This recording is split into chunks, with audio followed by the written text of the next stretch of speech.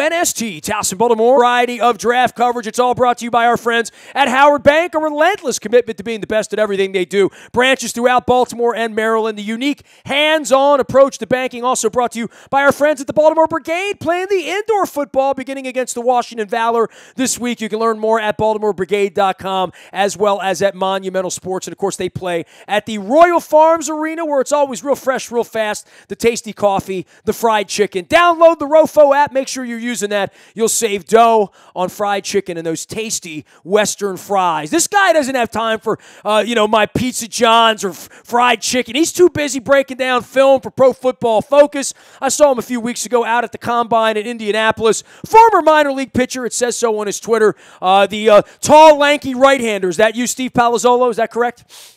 Yeah, tall and lanky. I got that description quite a few times throughout my career. Yeah, I bet you did. Well, it's football season. We're all in now, right? These are the 2 weeks where everybody becomes a draftnik. I know you guys do this pretty full-time beginning when the season breaks down and you've got your edge and your elite and your guides at Pro Football Focus. But getting us ready for the Ravens and getting us ready for all the multitude of mock drafts, boy, I only see 2 names attached to them on most mocks. It's McGlinchey or it's Ridley. And certainly the offensive side of the ball from the Ravens, these are the guys we're looking at. Who's going to be there at 16? Who's going to be available? And a lot of that is based on these quarterbacks and where they're going to go at the top. Yeah, I mean, I think if you are a Ravens fan, you're kind of hoping for all the quarterbacks to go, push those good players down the board. I do love McGlinchey as a fit. I do think he'll certainly be there. Probably the best offensive tackle in the entire class, mauling in the run game and a solid pass protector. So I like him quite a bit. My question with Ridley and this entire wide receiver class, I think they'll all be available too, just because none of these guys truly project as a real number one wide receiver. Ridley might be the closest thing just because of his speed and ability to challenge down the field. So, I like the fit for Baltimore, but it is an interesting class of wide receivers who, in our world, they're going to have maybe a couple late first-round grades, but a lot of second-round grades when it comes to wide receivers. So, if you don't force that receiver pick in the first round, I do think there's some talent to be had in the second because there's a lot of interchangeable number 2 types when it comes to this class. Well, I don't know where the Liars Luncheon was last week, and Ozzie began the Liars Luncheon by telling us the truth that they signed Robert Griffin III. And, I don't know which way the winds whisper, but I start to see defensive guys and edge rushers getting mocked to the Ravens, I guess because they haven't really replaced Suggs through all of the Pernell McPhees and all the Paul Krugers and all the different guys that they've brought through here. But Suggs is definitely at the end and at some point. But the Harold Landrys and the Marcus Davenports, I've seen them start to get mocked to the Ravens as well. That would shock me if once more they're going to go back to the well and take a defensive player when all the problems that they've had have been on the offensive side of the ball and scoring points. Yeah, it wouldn't shock me completely only because it is such an important and valuable position. And when you start to stack up the boards, like I said, McGlinchey would be good value. But if you're saying, look, we're not going to force a wide receiver just because it's a need, and there is a Harold Landry on the board, Bradley Chubb probably not going to drop that far. Davenport's a bit more of a developmental prospect, but definitely a great fit for what Baltimore likes to do, that physicality on the edge. I mean, look, I love Tim Williams and, bringing him in last year in the 3rd round, but, you kind of want to get to 3 deep when it comes to pure edge defenders. And beyond Suggs, there's still a lot of question marks there between Tim Williams last year, Tyus Bowser last year. So, if a Landry falls, we're big fans of him. He had the top individual pass rush grade in the PFF system out of anybody in the class, but even though it was in 2016. So I wouldn't hate that, as an option just because there's only a handful of those top edge guys. You can never have too many of them, and the right guy falls. I don't think it's crazy in the middle of the 1st round. We always love talking football with Steve Palazzolo. You can find him at PFF_Steve, so you don't even need to know how to spell Palazzolo, but it's a 1 L on the front, 2 Z's, 1 L at the end. You can find him at PFF_Steve. He is a senior analyst at Pro Football Focus and at the Pro Football Focus College that they do online. You can also subscribe to their Edge and their Elite levels to get all the draft packages together and all of their insights. In regard to insights for this draft specifically and these quarterbacks, but because that's really where this thing's going to drop. How do you feel about these quarterbacks and where they're going, and whose life are the Cleveland Browns going to wreck with the number 1 pick? We're big fans of Baker Mayfield as the top guy in this class. Really? What he's done on the field is just spectacular, and I think it all translates to the next level. Only 6 feet tall, but has I think probably the second best arm in the draft, right behind Josh Allen, and he's the most accurate quarterback in the draft. So I love Mayfield. I like Darnold right behind him.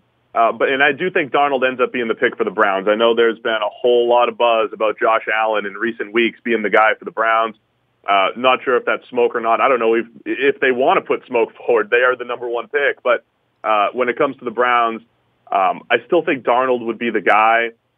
And to me, Josh Rosen, kind of right up there with those guys. They feel like 3 guys with Mayfield, Rosen, Darnold, that might look a lot like that 2004 draft class with Roethlisberger, Phillip Rivers, Eli Manning, where any given year, one of those guys could be the best guy. Eli Manning, probably the worst of those 3 quarterbacks, but he did go on 2 Super Bowl runs. That's kind of how I feel about Josh Rosen. I think he's just got a little bit of, roller coaster in him, but his high-end play is really good. So, I'd be pretty happy with any of those 3 guys if I'm one of those QB-needy teams. So I could easily see Darnold, Mayfield, and Rosen all going off the board in the first 3 to 5 picks.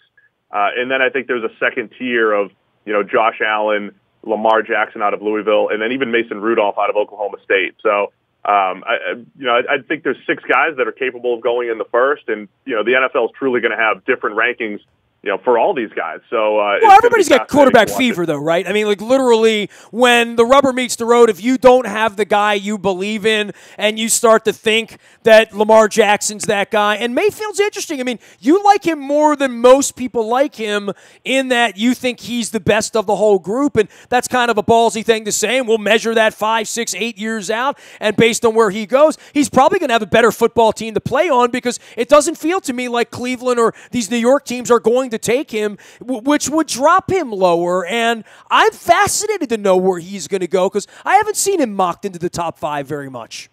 Yeah, I mean, when it comes to Mayfield, we've talked to teams behind the scenes, and you'll get a personnel director saying, I really hope he doesn't end up in our division. I am scared to death of this guy. I hope one of our rivals doesn't take him. And then you'll have a coach saying, I don't love his attitude. I don't love this or that. So, he's polarizing even within individual buildings, but I think that scare factor with Mayfield and the fact that he's always exceeded expectations, always exceeded when people have doubted him, I think that's a huge factor as well. He also has the top 2 individual grades that we've ever given in our 4 years of grading college, every single throw.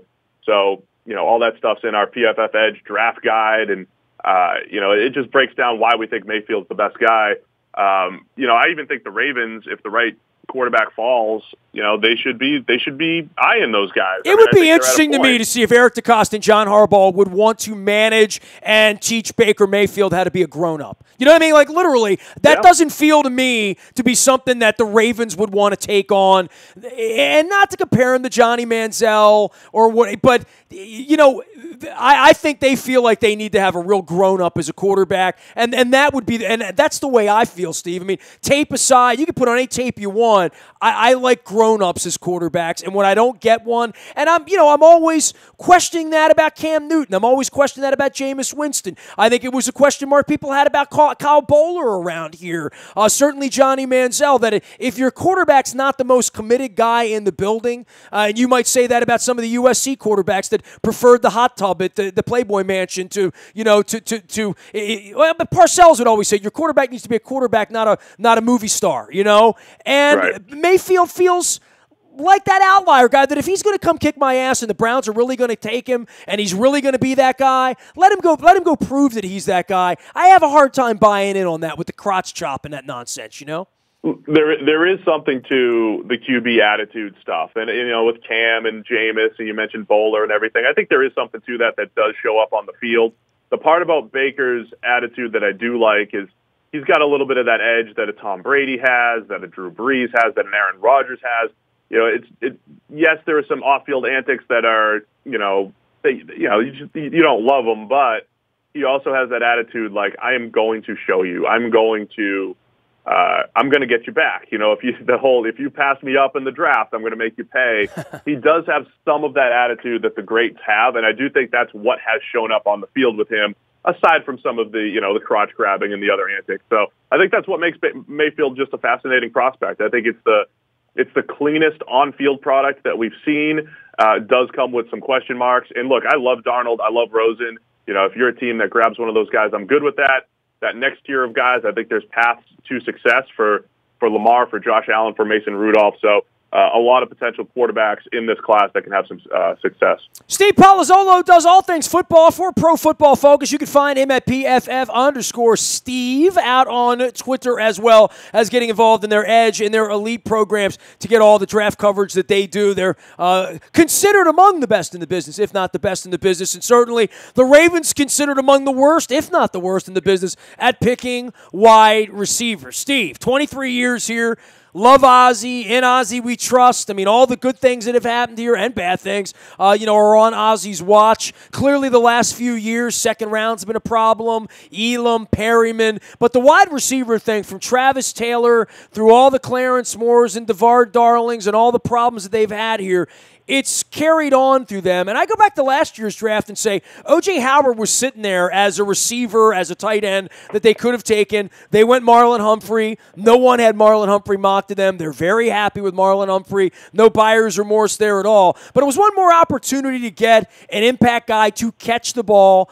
Flacco's is maligned at this point, right? All that elite, not elite, or whatever. Is he a franchise quarterback? Can they win with him again? I feel like they believe they can win with him in the building. I don't think there's anybody there that doesn't believe in Joe. But boy, they gotta do better for him and Crabtree and Brown. And I'll hear that, and I'll get your thoughts on that. But it would seem to me that if Ridley's not the guy, then who is? I mean, DJ Moore, some other names, Cortland Sutton, these are Christian Kirk, these other names that pop in, a lot of them second-round grade guys. But I don't think the Ravens need to do anything sexy with the 16th pick to sell tickets, but it certainly would give some level of confidence to the fan base here that we're going to see a better brand of offense if they could somehow find a wide receiver in this draft, man.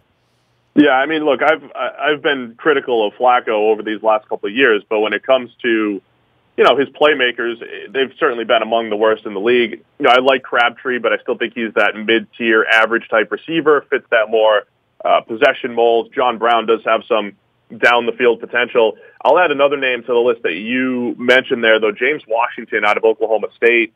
He's another one of those guys for us, is really lumped into the top 5 or 6, which are almost interchangeable depending on what you're looking for. And Washington's not the fastest guy. Ridley's got that pure speed, but Washington's downfield ball skills, his late acceleration down the field, he led the nation in deep receiving yards last year at Oklahoma State. I mean, he's really good as a deep threat, accelerates out of his breaks.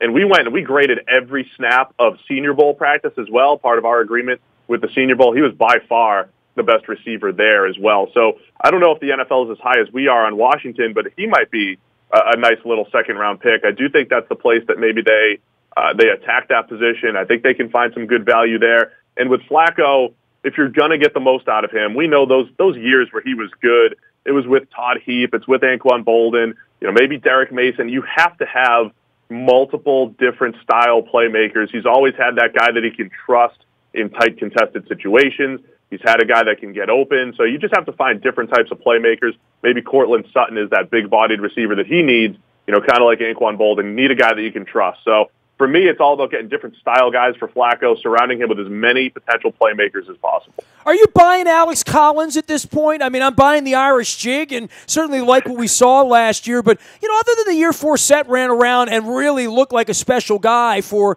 1 year as far as vision and the way the offense was working at that point, and Castillo was running the O-line at that point. Totally different thing. Roman's come in, the running game, and Marty Morningwing is as maligned as Flacco is at this point. But a lot of this is going to be based on whether Kenneth Dixon's a real player and can get on the field now. Alex Collins, and whether they're going to be able to run the ball, because if they can't run the ball, I don't think Joe Flacco's ever going to be any good. Yeah, I mean, I think for running the ball, Collins he's solid. I mean, I liked him coming out of Arkansas. He ran a pro-style system there, and you saw a guy that could just do, run in any scheme, and I think he showed that, last year with Baltimore and everything. So for me, it's about, you mentioned Kenneth Dixon. I liked him quite a bit coming out, but if he's not on the field, I think it's all about finding that dynamic pass catcher. Running the ball's nice and everything in today's NFL, but you really have to win you win games through the pass game. So I think Collins is just that good, early down back that's going to get with the offensive line blocks, maybe a little bit more. He's not going to create a ton of big plays, even though he had his moments last year. But for me, it's all about finding that dynamic receiver coming out of the backfield, whether it is Dixon or whether it is someone else in the draft. It's another deep draft of running backs, and I think you could find a pass catcher. Again, always coming down to finding playmakers for Flacco. Steve Palazzolo does it all for Pro Football Focus. You can find him at PFF_Steve. All of our WNST programming brought to you by our friends at Pizza John's. Steve's probably had some good pizza in his day, but he's never been to Essex. I promise you that. Back River Neck Road, 50 years. They've been doing it better than anyone. Get on down to Papa John's, or Pizza John's, I should say. Where did that come from? And join them for some delicious pizza. Get a cheesesteak, get a meatball sub. Make it all work for you there. It is Pizza John's in Essex, 50 years, as long as I've been doing it as well. Howard Bank, a relentless commitment to being the best at everything they do. They're down there. Every person in Howard Bank is empowered to help you. See them at howardbank.com. The Maryland Jockey Club also with our Laurel entries, getting you ready for the Preakness, the Black-Eyed Susan, and the Tessio that's going to be run next Saturday down at Laurel. We're going to be at Laurel on Derby Day and getting ready for Hi-Ho Pimlico. The entries on the front of WNST.net, as well as a part of our morning newspaper each and every morning. It's all brought to you by Planet Fitness and PlanetFitness.com. Steve Palazzolo here, PFF_Steve. Tell everybody about your edge and your elite and what you guys do here during the draft season, because nobody does it better than you guys do at Pro Football Focus. Yeah, appreciate it. So we took all of our products, consolidated them into two nice, easy packages. There's Edge, where you get our draft guide, which is over 500 pages, and then we have over 500 pages of our new QB annual PDF form. It's about 10 pages per quarterback, breaking down QBs in ways no one else ever has. So that's all a part of the Edge package, plus a few fantasy tools, our player grades, and then the Elite package. We brought back our world-famous premium stats, which came off the market for a couple of years, but we brought it back, and that's everything you need to know about players. Dates back to 2006. You can get their game-by-game grades and, legitimate stats you just can't find anywhere else. So it's PFF Edge and PFF Elite. Last thoughts for you. Obviously, the Browns are going to win the draft, right? I mean, they have the firepower to do that. What happens in this top 5 or top 10? I've rarely seen this many mocks where it's literally all over the place from a quarterback perspective, and then what the fallout becomes for the Chubbs. One thing, Quentin Nelson's going to the Colts, right? Like, everybody has that going, and apparently he's going directly to the Hall of Fame because he better be taking a guard at the 6, right? But the rest of this thing feels like a real mishmash a week or two out, right? Yeah, it does. I mean, it certainly depends on the quarterbacks. Obviously, the Browns are going to get their guy, whoever they like. The Giants are a big question mark only because there's a lot of rumors that they're saying, hey, we're just going to get the best non-quarterback and build around Eli. Or they might just be in love with Sam Darnold. And if Darnold's off the board, maybe they go somewhere else. If Darnold's on the board, then boom, they're going to pounce. I think the interesting team in the top 5, we know the Jets at 3 are going to take a QB. I'm looking at the Broncos at 5, and if their guy falls, they've got this perfect bridge contract with Case Keenum. They didn't overpay him. If they have to take a quarterback, if they want to take a quarterback, they can. If they don't want to, they don't have to. By the way, I don't have to ask, can you win with Case Keenum? I mean, the Vikings did, right? I mean, you don't have to say, can you win with Nick Foles? Can you win with a backup quarterback? Boy, this year changed a lot of those perceptions in a lot of ways, didn't it? It did. You just wonder if they can back that up for more than one season. And Keenum, he was outstanding, but he also had the best playmakers in the NFL in Minnesota with Stephon Diggs, with Adam Thielen. Played behind a rough offensive line, but he was very impressive. It's still one of those things where I think if Josh Rosen falls or Sam Darnold somehow fell, and in my world, if Baker Mayfield fell, I'd pounce if I'm the Denver Broncos and get that next guy. If not, then they're just grabbing their favorite non-quarterback. So they're in a really good position there. In the Colts, I don't know if Quentin Nelson's the guy. You certainly want to protect Andrew Luck, assuming he's back, but there's some nice defensive playmakers on the board that they should be keeping an eye on as well. So it's really going to be all about what those quarterbacks do, how many good players fall. A lot of Saquon Barkley love at the top of the draft. I wouldn't take him that high just because of, I think, the diminishing value of running backs in the NFL. But It's all about the quarterbacks and where they fall, and some of those good players even dropping a little bit further than maybe some early mocks had them. That's a new old school you just gave me there, that running backs have not as much value. I heard that for a decade, and now all of a sudden when you can't run the ball, all of a sudden you need one, and we haven't had one really around here since Ray Rice, and, trying to get one. Saquon Barkley, have things changed so much that he literally is going to be the number 2 pick in the draft? So I think with Barkley, I don't know that he'll be number 2, but it does. There's a lot of rumors coming out of the Giants that, I assume this is based off of just who they love at quarterback. Not every quarterback is interchangeable on every team's board. I'm telling you, hey, if they is Mayfield or Rosen or Darnold, I'd be good. But the Giants might just say it's Darnold or nothing, or it's Mayfield or nothing. Every team's going to be a little bit different.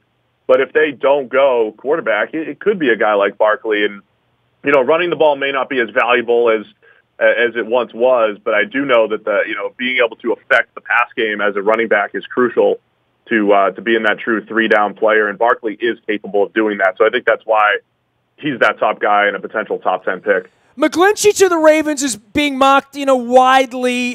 Dispute that for me, Steve, and give me a couple of guys that you think will be there at 16 that would make interesting candidates, because, I haven't heard Derwin James getting that low as an example, or Roquan Smith, that there's not a mock out there where they make it to 16, those guys defensively.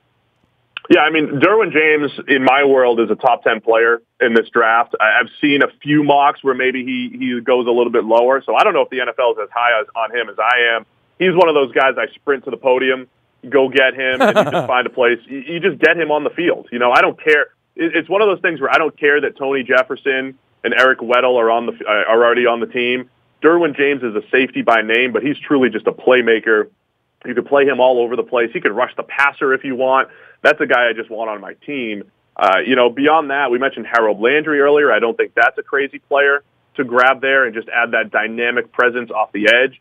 And then, another name that we love is Maurice Hurst out of Michigan. He's that quote-unquote undersized 3 technique, but, as a complement to a Brandon Williams, a Michael Pierce up front with what Baltimore has, he'd be the best interior penetrator there. Go join all of his old Michigan friends, Willie Henry, Chris Wormley. But he's the best of that entire bunch coming out of Michigan over these last few years. And I just think he's going to wreak havoc at the next level. So I think they'd be some underrated names that, in my world, they're top 10 players in the draft. If the NFL doesn't believe in them as top 10 players, I think those are the types of guys that could be steals for the Ravens in the middle of the first. Steve, always love talking football with you, man. I appreciate you making a little time on the eve of the draft to come on here and break some stuff down for the Ravens as we get ready for April 26th. We got the schedule coming out next week. Good stuff happening. And it's baseball season for you, and it's Stanley Cup season for me. So we all have a little passion before we have to wait 5 more months before we play some football around here. So we won't know if the Ravens offense is any good until September. Yeah, I love it. Always optimism, though, leading up to it. So great time of year. Love draft season. Love the whole time. Hey, look, the Eagles won last year. Anything's possible, right? Yeah, exactly. Nobody knew that a year ago. See you later, Steve. Great having you on, buddy.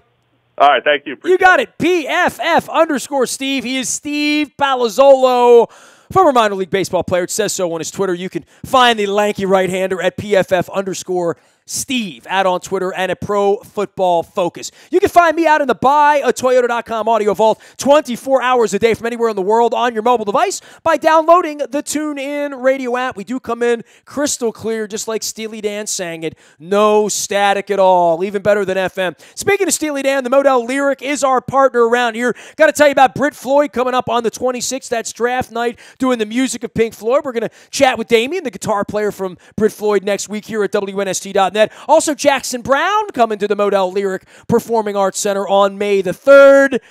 I'm going to be at that one. I'm excited about Jackson Brown coming to town. I got a little bit out to talk to some folks from his band as well. Kansas, as well as the aforementioned Steely Dan, coming to the Model Lyric this fall. We are partners with the Model Lyric. We're going to be screaming that on the internet, here on the radio, giving away tickets, doing fun stuff, interviewing folks, including the Britt Floyd folks who are coming on the 26th doing the music of Pink Floyd. So you can monitor the draft while watching Britt Floyd at the Model Lyric. via the WNST Tech Service. All breaking news happens first on the WNST Tech Service. It's all brought to you by Coons Ford, Security Boulevard. And, of course, Dennis Colatzos will be here on Thursday from 3 until 5, driving you home. It is the SSV on WNST. Shout out to our friends at King Discount Liquors. Paul King out there doing it, keeping me quite entertained with Johnny Bev on the TV commercials that come in during my Orioles games. Lottery, beer, booze, and the best prices in Baltimore. Get on out to Pulaski Highway and give the King a ring. It is King Discount Liquors. Don't make a 30-year mistake by choosing the wrong lender. You need the right lender. You need Freedmont Mortgage. Carl Delmont was here earlier this week talking some soccer, and I'm wearing my soccer shirt on our Facebook Live and our YouTube WNSTV channel, getting ready for the World Cup. Carl's been doing it with our friends at Freedmont Mortgage for a long, long time. They keep it all local. And whether you're buying, selling, or just in the market to sniff around, see about refinancing, see where you are, go to Freedmont.com. Trust them. They do it right at Freedmont Mortgage, where they also help us with our swabbings for There Goes My Hero and all of our charity events and our live radio shows. We had one out at Michael's Cafe in Timonium with head coach Barry Trotz a few weeks ago for There Goes My Hero and the Bone Marrow Registry. We will be at Michael's Cafe in Timonium on Tuesday night for Game 3, the Caps and the Columbus Blue Jackets. Come on out, watch the game. The Orioles are in Detroit as well, so it's a little bit of a doubleheader. I'm getting a steak on Tuesday night. They've been telling me about it. I always get the crab cakes. I always get the split-level soup. They've been saying, Josh has been saying to me out at Michael's Cafe, get the steak. All right, I'm going to get the steak. That's what I'm going to do on Tuesday night. Game 3, come join me for a steak and a Malbec. How about that? We'll be at Michael's Cafe in Timonium watching Game 3 of the Caps and Columbus. I am Nestor. We are WNST.net, AM 1570 and WNST Towson, Baltimore. And we never stop talking Baltimore sports.